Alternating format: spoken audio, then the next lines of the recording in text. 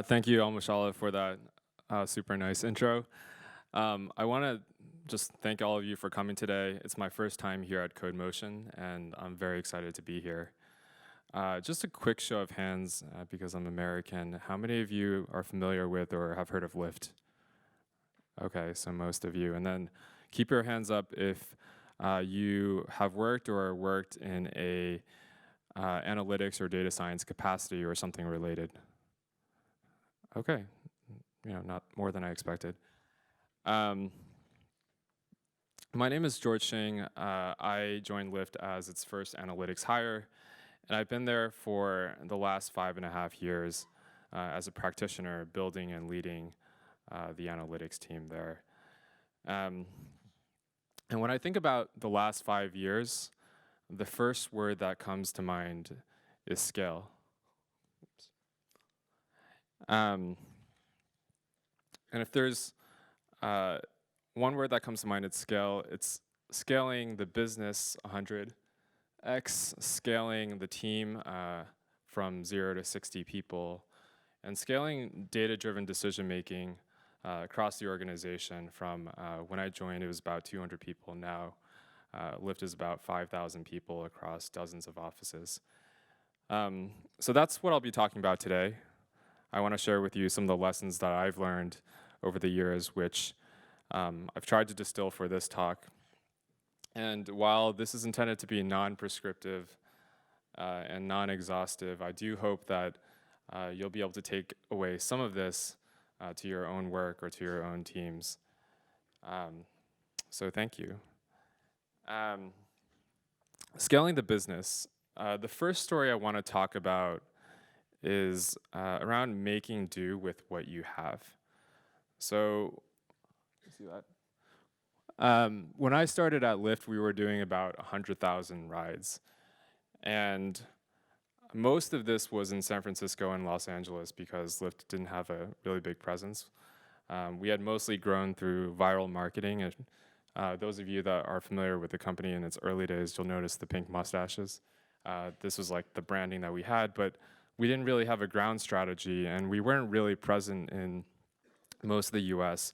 Our competitor, Uber, had a big head start over us, and they had a presence in most of the United States at that point, so we needed to catch up pretty quickly. And when I joined, I was responsible for managing the new user coupon program, and this was essentially the promotion program that we used to launch new cities, and we called it Pioneer. The idea is if you were a pioneer for Lyft, you would help be a pioneer in your cities, you would talk to your friends about it, and then you would drive density for the product in your city, and eventually we would roll down the coupons and the city would be self-sustaining. From an analytical standpoint, the work involved figuring out how much money we were going to offer you. So how much of a coupon, how much of a discount were we going to spend on the promotions, how long we were going to run it for, when do we pull it back, how do we change the offers. And the goal was to figure out how to do this as efficiently as possible. And in retrospect, we had more questions than answers, right? If you think about it, these were people that weren't on our platform yet. We didn't know how many of them would sign up. We didn't know how many of them would use the coupons. We didn't know their price elasticities. We didn't have an experimentation framework at the time to do a holdout. So we really just didn't have the data. And in the end, we used what we had, which was we made a lot of assumptions. And then we launched to over 100 cities over the next 18 months using this strategy. I can tell you for sure that we made a lot of mistakes and we wasted a lot of money. But at the same time, I can tell you that we wouldn't have launched the cities that we did, and Lyft wouldn't be where it is today had we fallen further behind the competition and not launched those cities. So what does this mean? I have a line up here, which is analytics isn't really about getting the right answers. It's about making the best decisions that you can under the circumstances that you're given, whether that's time constraints, whether that's money constraints. Sometimes you just need to make the right decision. And I think many of you might be familiar with the saying that goes, if all you have is a hammer, then everything looks like a nail. That's true, but the way I kind of like to think about it is, if all you have is a hammer, then you should probably use it. And so all we had was a hammer at the time, we used it, and that's part of the reason that Lyft is where it is today. The second lesson I want to talk about is around solving the right problems. So this was toward the end of 2014. I took this screenshot from an article in Inc. magazine from last year, but this is public information now. So basically, one of our advisors advised us at the time to shut down the company because we were running out of money. I think we had 3 or 4 months of runway. And then we couldn't figure out how to grow. And against this backdrop, we immediately stopped spending all marketing dollars because we only had a few months of runway left. And more importantly, we needed to grow, but we tried a lot of things that weren't gaining traction. So on the left, you see these customized white Ford Explorers, which were these premium vehicles that we tried to get people to use. On the right, this was a partnership that we did with Major League Baseball. We thought there was a lot of promise. It turned out not to be a grand slam. And on the bottom right here, these were sweepstakes that we ran, whether it was to Hawaii or some other destination. Also didn't really work. And the problem is these were all tactics that were fine in their own right, but there was no unifying strategy and there was no goal. And when I saw this, my immediate reaction was, let's find what the growth drivers of the business are and then focus the company around that. And so we looked at the data and we saw a really strong relationship between wait times, surprise, and pretty much every other metric that we cared about, whether it was cancellations, conversion, repeat use, long-term retention, driver satisfaction. Whatever the metric was, we saw a relationship with wait time. And it makes sense. Our business has supply-side network effects, and which basically means that if you have more drivers in the system, then the better the service or better the product is for everybody. If you don't at least have some density in the system, then your product isn't going to work. And importantly, there were pretty significant diminishing returns after 3 minutes. So basically, if you're going from 5 minutes to 3 minutes, that makes a big difference. But if you're going from 3 to 2 or 3 to 1, then customers don't care that much. And the idea that there were supply-side network effects wasn't new, right? We knew that from the beginning, but this was the first time we had actually quantified the impact that it was having on the business, and more importantly, we figured out what the inflection points was, the 3 minutes. And on the back end, we built a model for every single city that told us how much additional demand and how much additional supply we would need on a bi-week basis in order to get to the thresholds that we need to get to. And so we ended up putting all of our eggs in this one basket.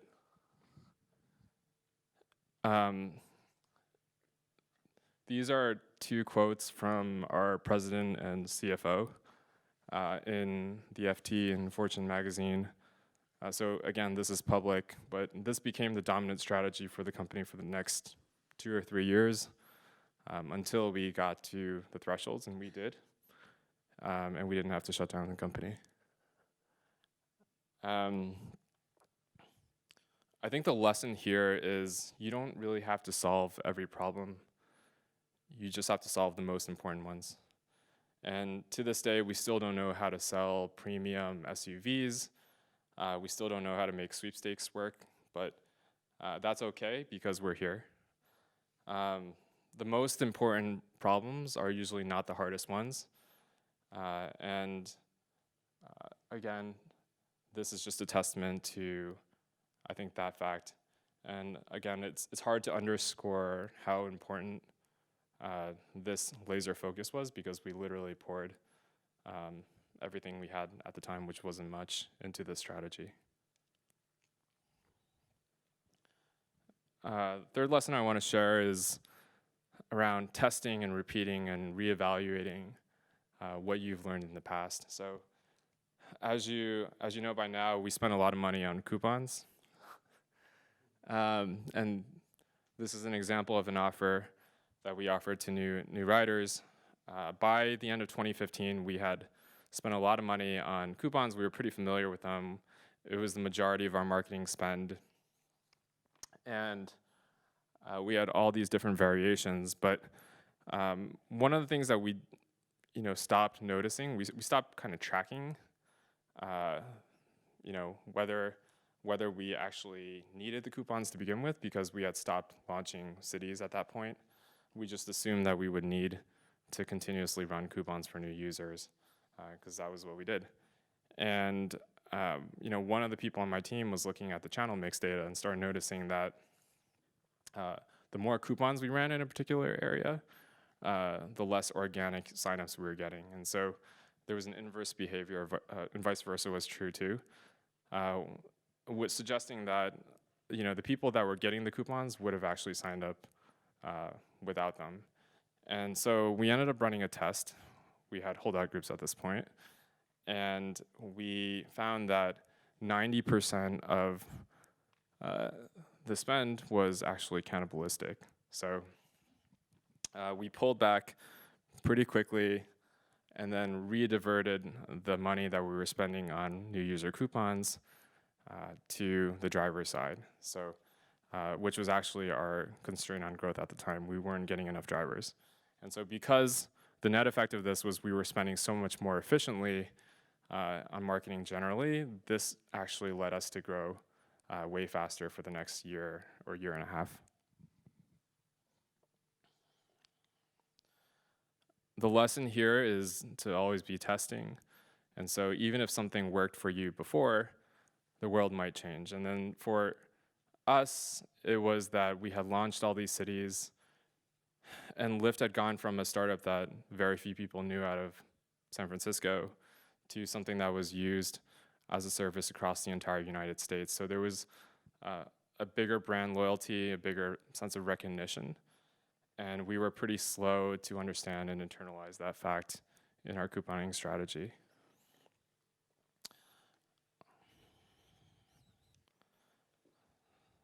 All right. So I just spent the last 10 or 15 minutes talking about scaling the business and how we grew Lyft, from 100,000 rides to where we are now. I want to talk a little bit about scaling the team. Team building was such a big part of my experience at Lyft. It's probably one of the things I'm most proud of. We went from 0 to 60, which meant we were basically doubling the size of the team every single year. And I remember 5 years ago, I was a first-time hiring manager. I just hired a few people on my team. I was feeling pretty good about myself. And I was having a conversation with our VP of engineering at the time, who's kind of a seasoned leader who had managed teams of hundreds of people. And he asked me, George, how much time are you spending on recruiting? And I said, maybe 20% of my time. And he said, that's not enough. If you're trying to double the size of your team every year, you should be spending at least 50%. And the numbers aren't, and the percentages aren't what's important here, but that conversation really stuck with me, which is if you want to take recruiting seriously, you have to put in the time. And I think if there's nothing else to take away from this section, it's please, if you're trying to double your team or grow your team quickly, put in the time. So let me preface that. Beyond that, what did we do? Hire for people leadership potential. And what does that mean? First of all, there's a lot of things that make a successful analyst, and I don't want to disregard any of that. You want to have people with strong technical skills, strong analytical ability. You want people who are strong communicators, because analytics at its core is straddling the line between technical and non-technical parts of the business. Right? You have to explain technical concepts to non-technical people and vice versa. You want people who are curious. You want people who are determined, have drive, all these things, and those are all important. But in the context of scaling a team, scaling an organization, one of the things that was most important was finding people early on with people leadership potential. And I distinguish people leadership here from other types of leadership, because there's technical leadership as well. The really short reason is when you're growing really fast, you're going to need managers. And when you're more than 7 or 8 people, you can't afford to manage everybody yourself. So you have two options. You can either find someone externally, or you can promote from within. And it's almost always easier at that point to find somebody on your team to promote. And in my case, the first person I hired ended up taking on the majority of the people that we hired for between 7 and 12. And then the third person that I hired ended up scaling the team even more. And both of them today are phenomenal leaders managing large teams. The first person is managing a 50-person team. And then the second person, she had to move to New York. There wasn't a role for her on analytics at the time, so she switched to the operations team, and then she eventually became the general manager of New York, which was one of our biggest markets, ended up managing like a 100-person team. So even if these people are not going to be helpful for your team, they're going to be leaders elsewhere within the organization. And if you can find these people early on, when you know your team is going to scale, really try to hire them.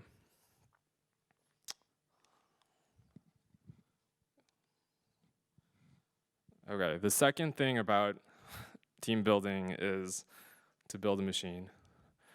What do I mean by this? If you're trying to double the size of your team and your team's only 5 people, it's not that bad.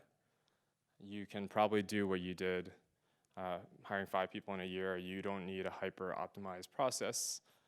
You can probably vet everybody individually in a very customized way. But if you're doubling the size of your team and your team is 30 people, it's a very different story. And that was the challenge that we were running into. How do you keep the bar high while bringing in all these people, but not letting your team drown in interviews and process and endless meetings? How do you scale the process? And of course, as analysts, we applied analytics to the problem. So we started measuring everything. We started measuring the conversion rates of the different hiring funnels for different channels. We started backing out how many new leads we needed to bring in per channel in order to hit our hiring goals. We measured the consistency and the quality of not just the interviewees, but the interviewers. So we found out which interviewers were really good, that we can trust, which ones needed stronger calibration. And we figured out when things were working and when things were not. And more often than not, things were not working. So we weren't getting the people that we needed to convert at a high enough rate. The leads that we were bringing in weren't as high quality as we thought. And then we had disagreements around what the reason was. Like, why were we not converting these people? And some people thought, maybe our interview questions are off, or maybe we were introducing too many steps in the process, so it was creating too much friction and people were dropping out. These are all good questions, and our approach to that was to test as many of them as possible. So we had one hypothesis that our phone screen was adding too much friction to the process, so we literally A/B tested it, right? We had half the applicants and the candidates that were coming in do the phone screen, and then half just skipped the phone screen and went to the homework, which is the next step. And what we found was, very quickly that the phone screen was adding value because the people that were passing or skipping the phone screen were just getting screened out at the next step. And so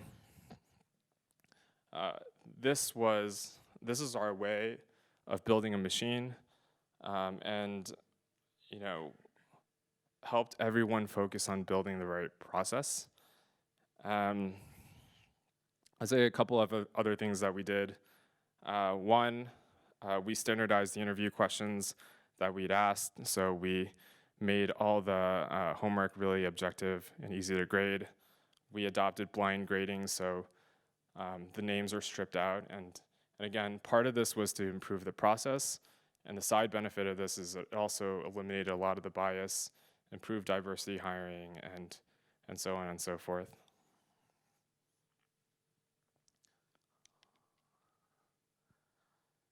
Okay, so you've hired all the right people, you've brought them in, and now you need to figure out how to set them up for success. When I first joined, there wasn't much of a team, it was just me. There wasn't much of an organization. Once we had about 5 people, we started having people work directly with their business partners. So, if you were working with the marketing team, you would work directly with them or the product person. But everybody still sat together in one place. And so, as a side note, when I talk about functional here, I'm talking about functional co-location. And when I talk about cross-functional, I'm talking about co-locating with your cross-functional team. There's no change in the reporting structure. And so once over time, we grew to 10, 15 people, and more of the team began co-locating with their cross-functional partners. And there's a pretty healthy trade-off here. When you're small, you need to be really focused. You need the training. You need the community, frankly, of other analysts. And you need to build an identity and brand for your team if that doesn't already exist. When you're bigger, that doesn't scale. And in order to have the influence and collaboration with your cross-functional partners, you need to sit with them. And the trade-off is you don't have as much of the team identity, you don't have as much of the community, but hopefully by then you've already built that up over time. And so for anybody, I think, who's going from maybe 5 people to 20 people to 40 people, these are some of the trade-offs that you need to think about as you grow your team and how to organize them.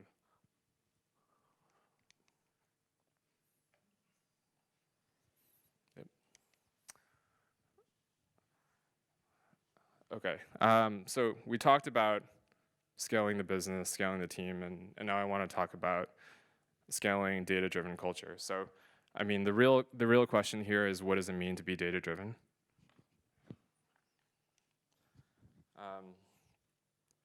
So a few years ago, I developed a framework to think about this problem. I wrote a blog post about this, actually, if you want more detail later. But basically, it's built on Maslow's hierarchy of needs, right? So essentially what it says is before you can run, you need to walk. Before you can walk, you need to know how to crawl. And similarly, before you know how to do analysis, you want to make sure everyone speaks a common data language. So everyone understands the metrics that you're talking about. Everyone can get access to the same basic reporting. And before you start even doing that, you want to make sure that the data is available and reliable. And if you don't have that, then you should probably stop everything else and fix that. So once you have the ability to do analysis, then you want to figure out how to integrate it within your organization. So kind of in what I just talked about, organizing your teams for success, having them have integrated workflows with your product managers, marketers, other folks that your team's working with. And then finally, once you have the engineering, you can remove the humans out of the loop and start automating a lot of decision-making that your team's doing. So the big question is, how do you get to the top of the pyramid? I think a big part of this is creating self-serve tools. And I'll touch on how we did this at Lyft. So When I first started at Lyft, this was quote unquote core reporting. It's literally a screenshot I found last night. This is real. The numbers are real too. What it is an Excel workbook connected to a Redshift instance in the back end via an ODBC driver. You'd run the query through a dialog box that pops up in Excel, and the cells would populate with the query results. You'd refresh, and then the cells would refresh with new data. You point a chart to it, and then hope it worked. The whole workbook had maybe 20 sheets. It took about 2 hours to run on a good day. And once in a while, Excel would crash. So it was pretty terrible. But this was the only way that anybody in the company had access to data at the time. And so we've come a long way since then. And I've just put up a few logos of products that we've used. This is not an endorsement or a promotion of any of these companies. But one of the first things that we did was to solve the dashboarding thing, we brought in Chartio for dashboards. So all of a sudden, instead of waiting once a week for me or someone like me to send out an email to the entire company with the core metrics, you can just look at it on your own every single morning. Later on, we brought in Looker, which gave you a point-and-click interface for non-technical people who wanted to run queries on top of the same data. We brought in Tableau for richer visualization, and then Mode Analytics, which was originally a web-based SQL editor for the analysts, became the most popular tool at Lyft, still used today by over 1,000 people within the organization who want to run their own queries, do their own analysis.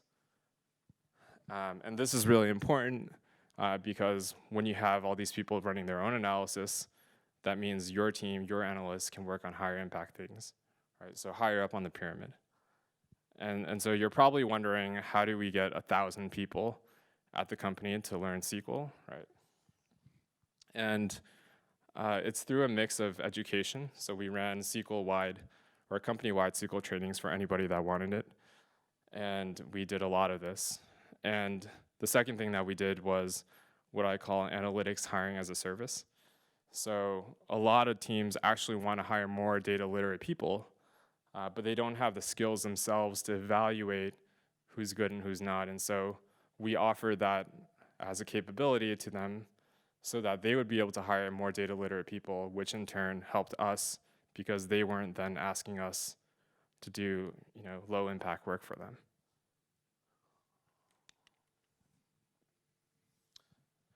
And the final thing I want to talk about is accountability. So what do I mean by that? There's a really good book that just came out recently by Ben Horowitz called What You Do Is Who You Are. It's about culture, but at the end of the day, culture is what you do.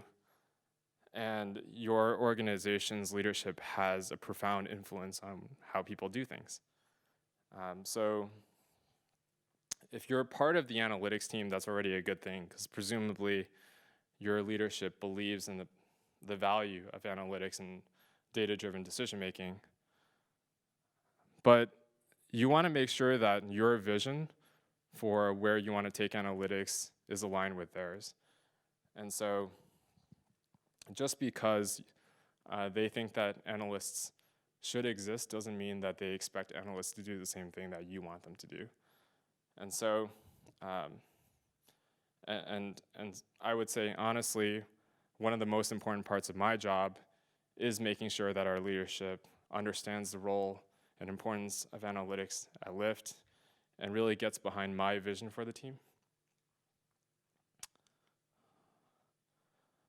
The final thing I'll say is that culture is always evolving, and whether you like it or not, right?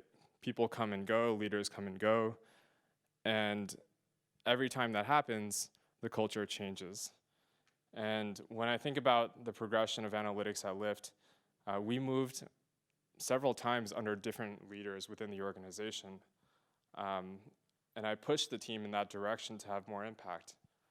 Let me tell you about it. So when we were raising our Series E, in 2015. This was the round that kind of saved the company because we were running out of runway. I moved the team under our CFO because I knew that was going to be the most important part of the organization for the next year. When we started building out local offices and building out a ground kind of presence in 2016, I pushed to move the team under the COO who was leading that effort because I knew that was going to be one of the most influential parts of the company. And then when we started building out automated decision-making systems, automating and streamlining a lot of the decisions that humans were making, whether it was marketing or marketplace, growth, I pushed to align our team with our chief product officer, who at the time was also the acting head of growth. And so through these organizational changes, while subtle, they actually had pretty profound impact on the team's ability to have impact within the organization. I'll share one more story, which is at one point, today, analytics at Lyft is a parallel organization to product and engineering. It wasn't always that way. At one point, it was part of the engineering organization, and I was noticing that a lot of the analytics managers that needed to be in certain meetings weren't getting invited to these meetings because they were run by engineering. And I know I'm probably speaking to a crowd of engineers, so it's not anything against engineering, but it is a recognition that the org structure that we had was not working for the vision that I wanted for analytics. And so I pushed pretty hard to, and I won't go through the gory details, but a series of changes that ultimately resulted in analytics being a separate parallel organization. And since that change happened, the folks and the leadership within my team had a lot more influence within the organization. So it's not always about doing the thing. You need to also understand kind of the organizational dynamics within your company. So today we talked about scaling the business, scaling the team, scaling culture. We talked about some of the ways that Lyft did this over the past 5 years. Today, analytics and data science altogether is a 200+ organization at Lyft, and it's involved in pretty much everything across the company, from marketplace to growth, to marketing budgets, to field operations, including our new investments in bikes and scooters and autonomous vehicles. And it continues to drive decisions across an organization of 5,000 people and dozens of offices. I think as our company continues to grow, and we are growing, we will have to continue finding ways to scale. And I'm reminded by this quote and book from the leadership coach, Marshall Goldsmith, who said, what got you here won't get you there. And it's humbling to think about that everything that's helped me scale analytics to where it is today won't necessarily take us the next 5 years. So every day continues to be a learning experience for me as a practitioner of analytics. And so today I'm really grateful for the opportunity to share what I've learned so far with all of you. And I hope there's something that you can take home. Thank you all for coming, and